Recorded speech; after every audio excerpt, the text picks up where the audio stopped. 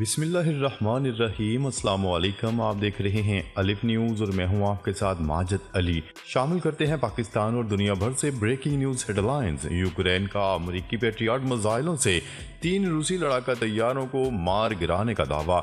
Ukraine ने America के फराहम करदा पेट्रियट मिसाइल से रूस के 3 Su-34 लड़ाका बमबार तैयारों को मार गिराया। यूक्रेनी मीडिया के मुताबिक फौजी हुकाम ने यूक्रेनी सदर को बताया कि जनूबी महाज पर गुज़िश्ता रोज़ 3 रूसी Su-34 जंगी तैयारों को मार गिराया गया है और ये 22 माह से जारी जंग में अब तक की सबसे बड़ी कामयाबी है। दूसरी जानिब रूसी फौज ने इस वाक़े पर कोई तबसरा नहीं किया, लेकिन रूसी ब्लॉगर्स ने नुकसान के बारे में अपनी राय का इजहार किया और तज्ज़ियाकारों ने कहा कि अमेरिका की तरफ से फराहम करदा पेट्रियट मिसाइल इस्तेमाल किए गए थे। अलावाज़ी गैर मुल्की खबरसार इदारे रॉयटर्स ने आज़ादाना तौर पर इन खबरों की तस्दीक नहीं की। यूक्रेन की फ़िज़ाई के कमांडर्स ने टेलीग्राम मैसेजिंग ऐप पर लिखा कि आज दोपहर के वक्त जनूबी सेक्टर में 3 रूसी Su-34 लड़ाका तैयारों को मार गिराया। खबर के अगले हिस्से में बात करते हैं इसराइल की गजा में एक रोज़ के दौरान 13 फौजियों की हलाकत की तस्दीक। इसराइल ने हफ्ते के रोज़ गजा में ज़मीनी कार्रवाइयों के दौरान अपने मज़ीद 13 फौजियों की हलाकत की तस्दीक कर दी। इसराइली मीडिया के मुताबिक इसराइल डिफेंस फोर्स ने हमास और दीगर मुजाहिदी तंजीमों से लड़ाई के दौरान हलाक होने वाले अपने 8 फौजियों के नाम भी जारी कर दिए हैं, जिसमें से 4 का ताल्लुक 7th आर्मर्ड ब्रिगेड से है, जो जनूबी गजा की लड़ाई के दौरान मारे गए। IDF के मुताबिक गजा में जंग के दौरान 5 फौजी शदीद जख्मी भी हुए, जबकि सुहूनी फौज ने इससे कबल गुज़िश्ता रोज़ मारे जाने वाले 5 फौजियों की शनाख्त भी ज़ाहिर की थी। उधर इसराइल के दारुल हुकूमत तेल अवीव में हज़ारों अफराद ने नेतन्याहू हुकूमत के खिलाफ शदीद मुजाहरा किया और मुजाहरा करते हुए गजा में जंगबंदी और हमास की कैद में मौजूद यरगमालियों की रहाई के लिए फौरी तौर पर मुआहिदा करने का मुतालबा किया। इसराइली मीडिया के मुताबिक गजा में जारी ज़मीनी कार्रवाइयों के दौरान अब तक 152 इसराइली फौजी हलाक और दर्जनों जख्मी हो चुके हैं, जबकि हमास की जानिब से जंग के दौरान सैकड़ों इसराइली फौजी गाड़ियों को तबाह करने का भी दावा किया गया। खबर के अगले हिस्से में बात करते हैं भारतीय गुजरात में इसराइल से ताल्लुक़ रखने वाले बहरी जहाज़ों पर ड्रोन हमला। भारत के मगरबी साहली इलाके में इसराइल से ताल्लुक़ रखने वाले तजारती बहरी जहाज़ पर यह ड्रोन हमला हुआ है। गैर मुल्की खबरसार इदारे की रिपोर्ट के मुताबिक इसराइल से ताल्लुक़ रखने वाले बहरी जहाज़ पर ड्रोन हमला भारतीय गुजरात के साहली इलाके पर हुआ। बरतानवी मैरीटाइम कंपनी के मुताबिक ड्रोन हमले के नतीजे में जहाज़ में आग लग गई थी, जो कि बुझा दी गई। बरतानवी मैरीटाइम का कहना था कि जहाज का हमला महफूज है। केमिकल मसनूआत से भरे जहाज पर अफ्रीकी मुल्क लाइबेरिया का झंडा लगा हुआ था। खबरसार इदारे की रिपोर्ट में मजीद बताया गया है कि भारतीय बहरिया ने जहाज से मदद की दरख्वास्त पर जवाब देने की तस्दीक की। भारतीय हुकाम का दावा है कि जहाज सऊदी अरब से खाम तेल लेकर भारतीय बंदरगाह पर जा रहा था। जहाज के हमले में 20 भारतीय भी शामिल हैं। भारतीय हुकाम के मुताबिक हमले में किसी किस्म का जानी नुकसान नहीं हुआ। ये हमला भारतीय रियासत गुजरात के साहली शहर से 200 किलोमीटर दूर जनूब मगरब में हुआ। हमले में जहाज का कुछ हिस्सा मुतासर हुआ और जहाज में पानी भर गया। बरतानवी मैरीटाइम कंपनी के मुताबिक हालिया गजा जंग शुरू होने के बाद बहरे अहमर से दूर किसी बहरी जहाज को निशाना बनाने का यह पहला वाक़या है। बहरी जहाज पर हमले की जिम्मेदारी फिल वक्त किसी ने कबूल नहीं की, ताहम ख्याल जाहिर किया जा रहा है कि यमन के हौसी ग्रुप ने इससे कबल बहरे अहमर में इसराइल से ताल्लुक़ रखने वाले मुतअद्दिद बहरी जहाज़ों को निशाना बनाया और कुछ को अगवा भी किया था। गुज़िश्ता दिनों हौसी ग्रुप ने धमकी दी थी कि अगर गजा में मतलूबा इमदाद न पहुंची तो बहरा अहमर में इसराइल जाने वाले तमाम जहाज़ों को भी निशाना बनाया जाएगा। हौसी ग्रुप का कहना था कि ये नहीं देखा जाएगा कि जहाज़ किस मुल्क या कौम का है, इसराइल जाने वाला हर जहाज़ हमारा हदफ होगा।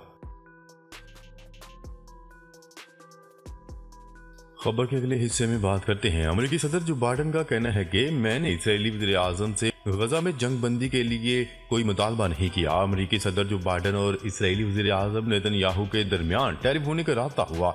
इस हवाले से अमेरिकी सदर जो बाइडन ने बताया कि इसराइली वज़ीर-ए-आज़म नेतन्याहू से तफसीली गुफ्तगू हुई है, ताहम इस दौरान मैंने इसराइली वज़ीर-ए-आज़म से जंग बंदी के लिए नहीं कहा। اسرائیلی میڈیا کا کہنا ہے کہ امریکی صدر جو بائیڈن اور اسرائیلی وزیر اعظم نیتن یاہو کے درمیان گفتگو 1 گھنٹہ تک جاری رہی۔ نیتن یاہو آفس کے مطابق اسرائیلی وزیر اعظم نیتن یاہو نے سلامتی کونسل میں امریکی موقف کی تعریف کی۔ نیتن یاہو کے آفس نے بتایا کہ اسرائیلی وزیر اعظم نے مقاصد کے حصول تک جنگ جاری رکھنے کا کہا۔ نیتن یاہو آفس کا یہ بھی کہنا ہے کہ غزہ میں حماس کو ختم کرنا اور یرغمالیوں کی رہائی جنگ کے مقاصد ہیں۔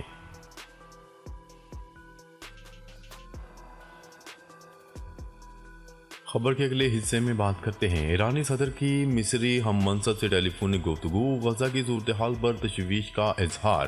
ایرانی صدر ابراہیم رئیسی نے مصری صدر عبد الفاتح السیسی سے ٹیلی فونک رابطہ کیا۔ گفتگو کے دوران دونوں رہنماؤں نے غزہ کی تباہ کن صورتحال پر تشویش کا اظہار کیا۔ ٹیلی فونک گفتگو کے دوران دونوں رہنماؤں نے آپس میں سفارتی تعلقات کی بحالی کے امکان پر بھی تبادلہ خیال کیا۔ ابراہیم رئیسی نے کہا کہ فلسطینیوں کی نسل کشی روکنے کے لیے تمام تر صلاحیتیں فراہم کریں گے۔ فلسطین کو دفاع کا پورا حق حاصل ہے۔ اس موقع پر مصری صدر عبد الفاتح السیسی نے کہا کہ مصر غزہ میں جنگ بندی کے لیے کوششیں جاری رکھے ہوئے ہیں، جبکہ ایرانی صدر ابراہیم رئیسی نے مصری صدر کو الیکشن میں کامیابی پر مبارکباد پیش کی۔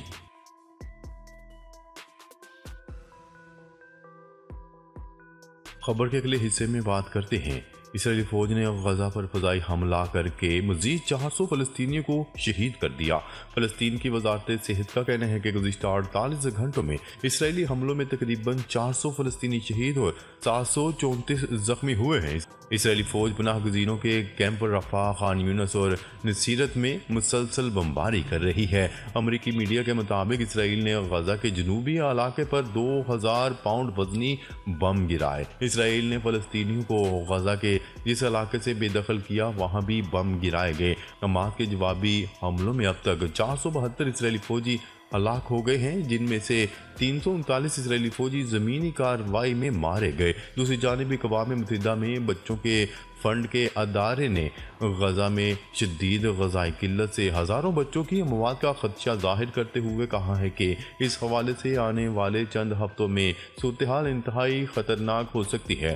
اقوام متحدہ کے ادارے نے غزہ کے 2 سال تک کی عمر کے 1,35,000 بچوں اور 1,55,000 کے قریب حاملہ خواتین کی صحت کے حوالے سے بھی خدشات کا اظہار کیا۔